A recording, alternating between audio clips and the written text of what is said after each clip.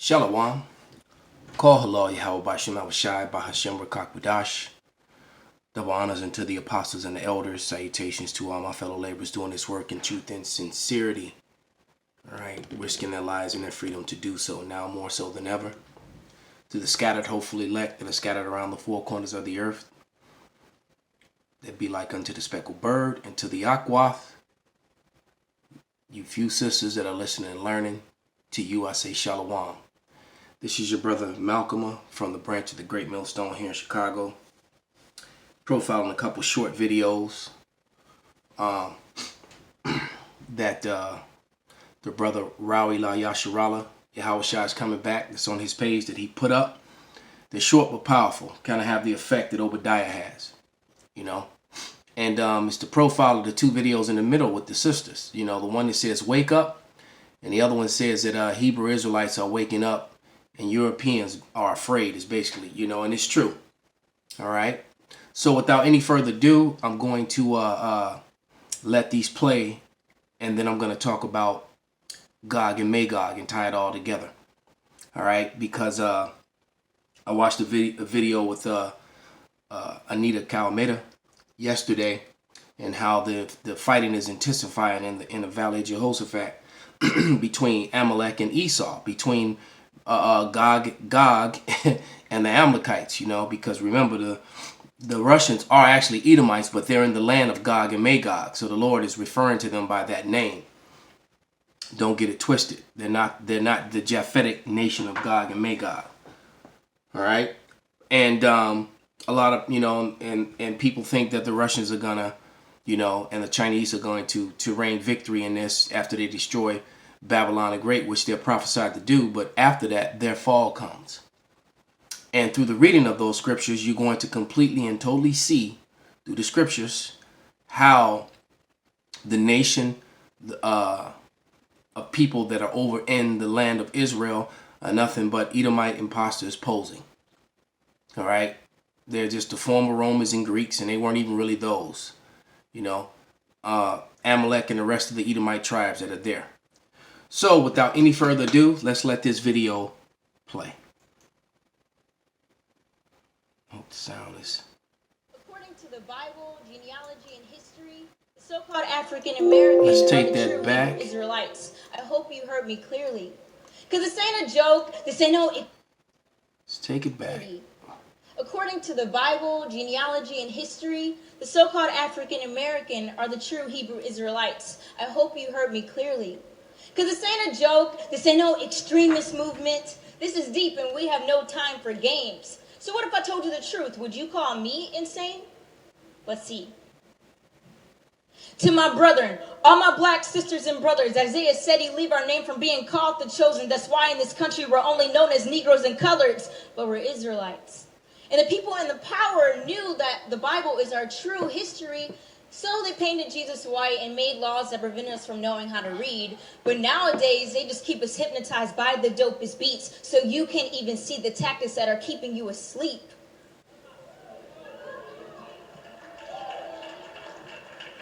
We got the guns pointed at each other. Deuteronomy said, your eye will be evil toward your brother, toward the wife of your bosom and the remnant of your children.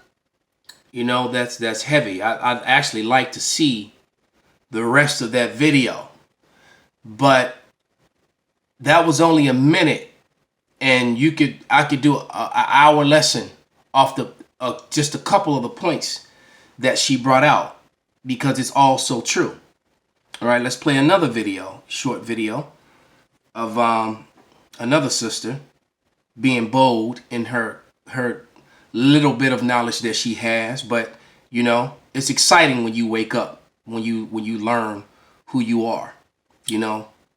But along with that pride, what should be greater is the sorrow and the pain and the shame that you feel when you're really real about this thing. Because when you realize that you turned your back on your power and you know, and that whole sort of thing, the shame, you know, so you feel anger, shame, and pain.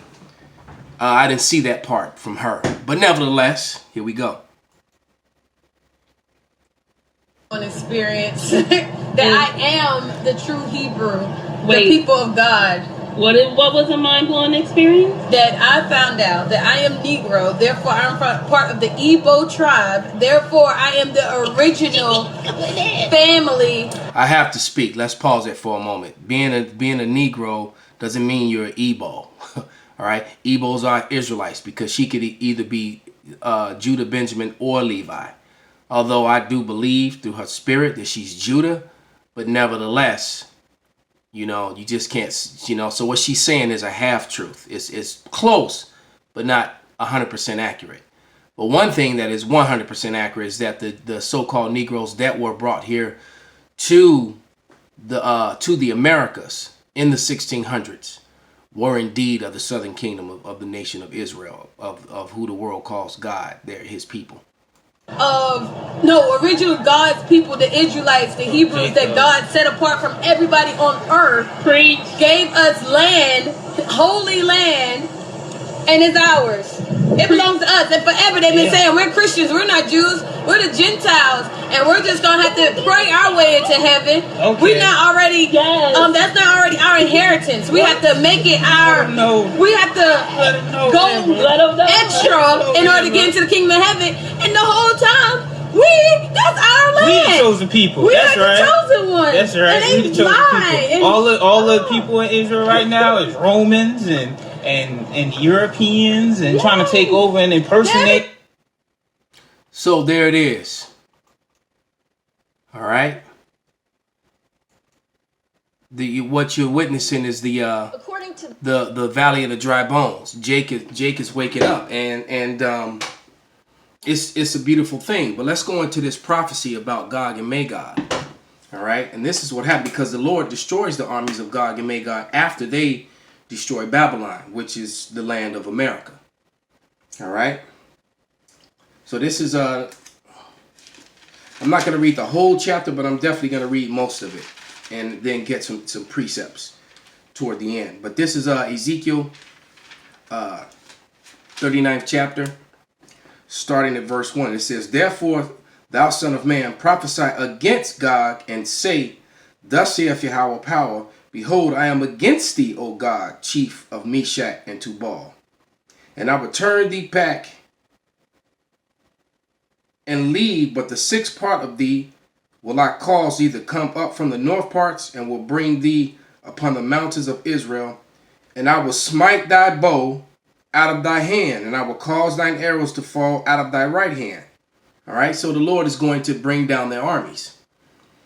And I'm going to jump down to verse 7. It says, "So I will make my holy name known in the midst of my people Israel. And I will not let them pollute my holy name any more. And the heathen shall know that I am Yahweh, the Holy One of Israel." And because why? Because the land of Israel, the reason the land of Israel is polluted. Why? Because you got the Edomites have appointed the land of Israel to themselves. You find that in Ezekiel the 36th chapter in the 5th verse, and it says, and it reads, "Therefore thus saith Yahweh power, surely in the fire of my jealousy have I spoken against the residue of the heathen and against all Idumea, which have appointed my land into their possession with all the joy of their hearts and with despiteful minds to cast it out for a prey." All right, it that was casted out was the true Israelites. And now you have Amalek and other Edomites in the land of Israel, all the other converts claiming to be the people of the Lord, which is really futile and stupid, which is why they make laws, because if you speak upon this thing, you're anti this and anti that. All right, when all this is just simply the truth, because the truth does not benefit their lie. And we're just in that time where they're being exposed. It's just what it is. Right? So back to Ezekiel, the 39th chapter, in verse 8, and it reads, "Behold, it is come, and it is done, saith Yahweh power. This is the day where I have spoken. And they that dwell in the cities of Israel shall go forth, and shall set fire and burn the weapons, both the shields and the bucklers and the bows and the arrows and the handstaves and the spears, and shall burn them with fire 7 years." So that never happened. because all the arms of the armies of the world are going to be destroyed and burned for several years.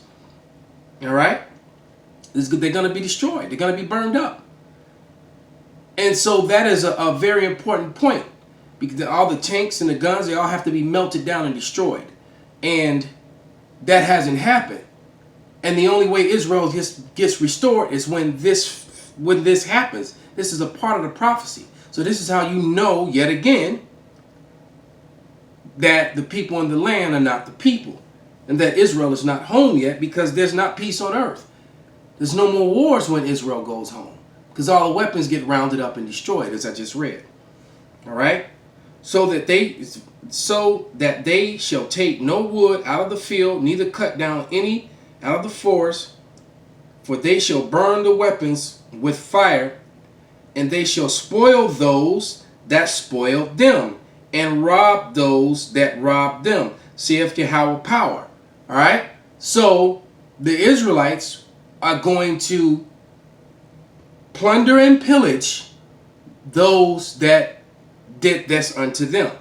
As a matter of fact, in this Bible, it gives you Isaiah 14:2. I'll show you the precept, if I can get it in frame there. See, Isaiah 14:2, plunder and pillage. All right, so let's go. Let's go to Isaiah 14:2 real quick.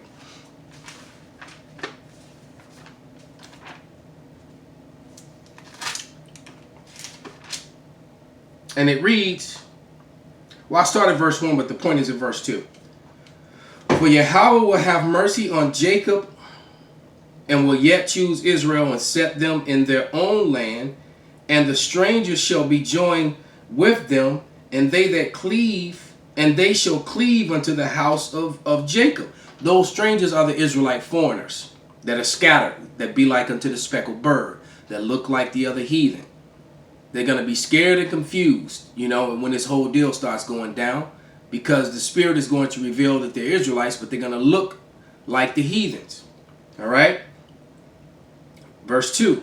And the people shall take them, the them, here is all the other heathen, mainly Esau, Edom, and bring them to their place, and the house of Israel shall possess them in the land of Yahweh for service and handmaids, and they shall take them captives, whose captives they were, and they shall rule over their oppressors. So the whole federal and states and the English courts, all those people are going into slavery for their oppression, because their law is not law and their law is oppression. So all these people call themselves judges and lawyers. The ones that are the heathens are going into slavery. The ones that are Jake, they're going to be shamefaced and embarrassed. All right? And the majority of them are gonna die the death of the heathen. That's that death by pain, because they're cleaved on to their enemy and helping oppress their own people. So all you soldiers and law officials and lawyers and judges that are jakes, hey, you need to just start spilling the beans. If you want any type of redemption, any chance, you need to start telling the truth about the corrupt system. Break your vows to Esau and expose them, and then take whatever punishment that's coming. All right? That would be my suggestion to you. And pray and call on the name of Yahweh Bashim Nabashah. It's the only chance that you have. Because, Paul did this, a very similar thing, but Paul was among the elect. You may not have that luxury. All right? So that's the only hope and only chance that you have. Because you are helping forward the oppression to your own people. All right? Let's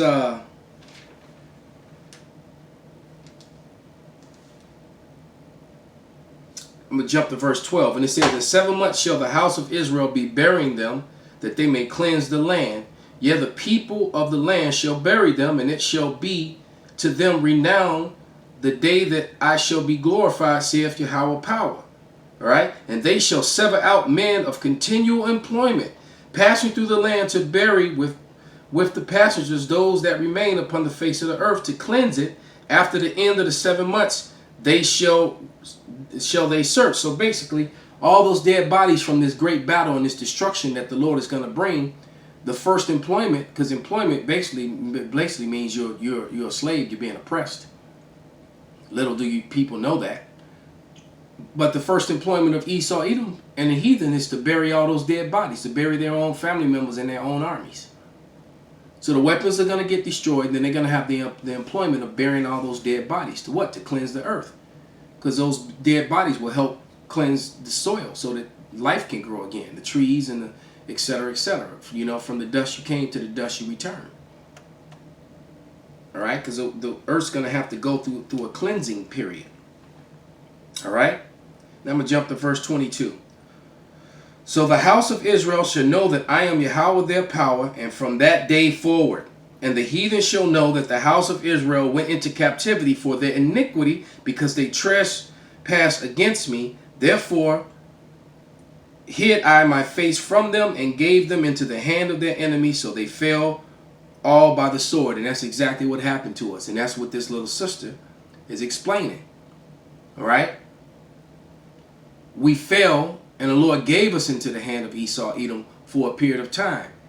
And Esau went above and beyond his oppression. This is why his punishment is going to be so great. Verse 24. According to their uncleanness, according to their transgressions, have I done. Keep that fresh. So I might play that again. Have I done unto them, and hid my face from them. Therefore, thus saith Yahweh power, now will I bring again the captivity of Jacob, and have mercy upon the whole house of Israel, and will be jealous for my holy name. And the only people proclaiming this holy name is the West, the guys from One West. All right, mainly the Great Millstone, and the affiliates of the Great Millstone who profess the elders as their elders. The rest, man, well, we'll see. All right, it says, and after that they have borne their shame, and all their trespasses whereby they have trespassed against me, when they dwelt safely in their land, and none made them afraid. When I have brought them again from the people, and gathered them out of their enemies' lands, and sanctified in them the sight of many nations. So before all the nations, that's that wisdom of Solomon in the 5th chapter, when they're all going to see our salvation. And truth be said, the elites of these societies know who we are. It's just the low-level worker bees, the low-level people who collectively don't. They're going to be the main ones in shock. The wealthiest people, the elites of these society, very well know that who we are. That's why they agreed and joined together and made that tumult that can be read about in Psalms, the 83rd chapter. All right, it's just the low-level guy, the person who's ignorant and actually refers to their nationality as a color. You know, someone who calls themselves white or Asian.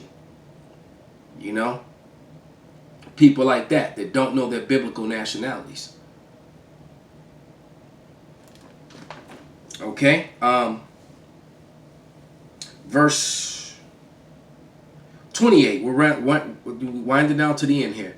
Then shall they know that I am Yahweh their power, which caused them to be led into captivity among the heathen. But I have gathered them unto their own land, and I have left none of them any more there. Neither will I hide my face any more from them, for I have poured out my spirit upon the house of Israel, saith Yahweh power. And I'm gonna read some precepts and close this things out. He said he's gonna leave none of us scattered. That's gonna be over, and then he's gonna pour out his power. So his spirit. So let's go to the book of Acts. This is Acts 27 and in verse 7. 26 and 7. Okay, because this is all about Israel. And unto which promise our 12 tribes instantly serving power day and night, hope to come, and for hope's sake, King Agrippa, I am accused of the Jews.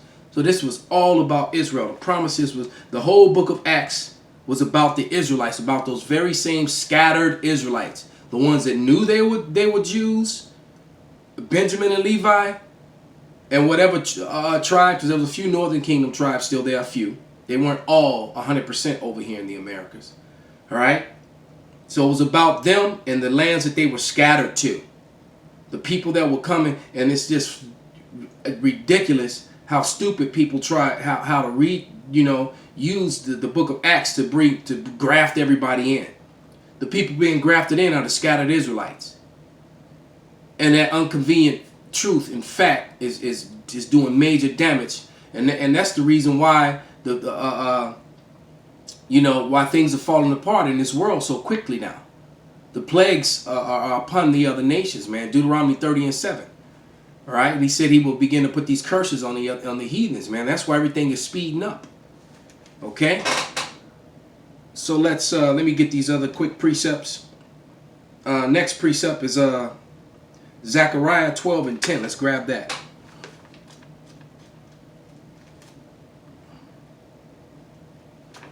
This is Zechariah 12:10. And I will pour upon the house of David and upon the inhabitants of Jerusalem the spirit of grace and supplication, and they shall look upon me whom they have pierced, and they shall mourn for him as one mourneth for his own son, and they shall be in bitterness for him as one is in bitterness for his firstborn. So this was all about Israel. The other people have nothing coming. Like it says in 2 Ezra 6:55, 64, the other nations be like unto spittle. The Lord has basically measured them as nothing. They'd be like unto spit. When the last time you see someone fall on the ground crying and mourning, holding a funeral for a lump of spit, trying to pick it up, resuscitate it? Nobody cares. Matter of fact, it's kind of gross and people try to look away from it or step right over it. That's how the Lord looks at the other nations, like it or not. And if that insulted you, then you're a heathen. It don't matter.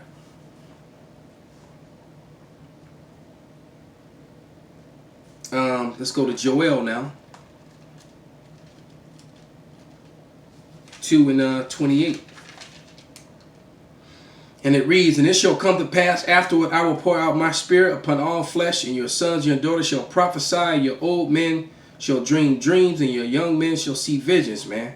Matter of fact, you go up to verse 27 right before it, that this is the subject matter of who the spirit is being poured out upon.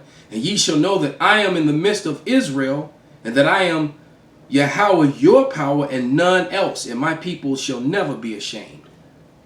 All right? So when he said, I'm going to pour out the spirit upon your daughters, your sons and daughters, that's talking about Israel. You other nations got nothing coming but shackles and chains. All right, get ready to get put on those ships and get shipped to the four corners of the earth.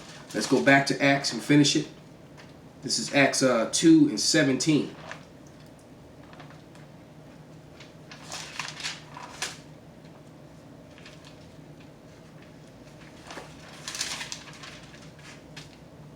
And it reads, and it shall come to pass in the last days, saith power, I will pour out my spirit upon all flesh, and your sons and your daughters shall prophesy, and your young men shall see visions, and your old men shall dream dreams. And basically all the nations. All right, that's actually talking about all flesh, because all the nations are seeing the visions of the destruction of the end. Let's play this one last time.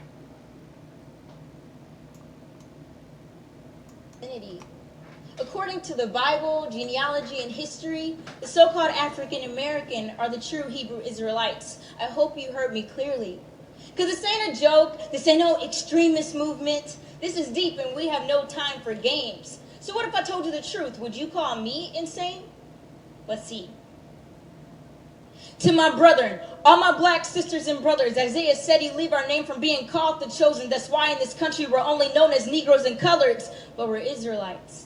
And the people in the power knew that the Bible is our true history, so they painted Jesus white and made laws that prevented us from knowing how to read. But nowadays, they just keep us hypnotized by the dopest beats, so you can't even see the tactics that are keeping you asleep.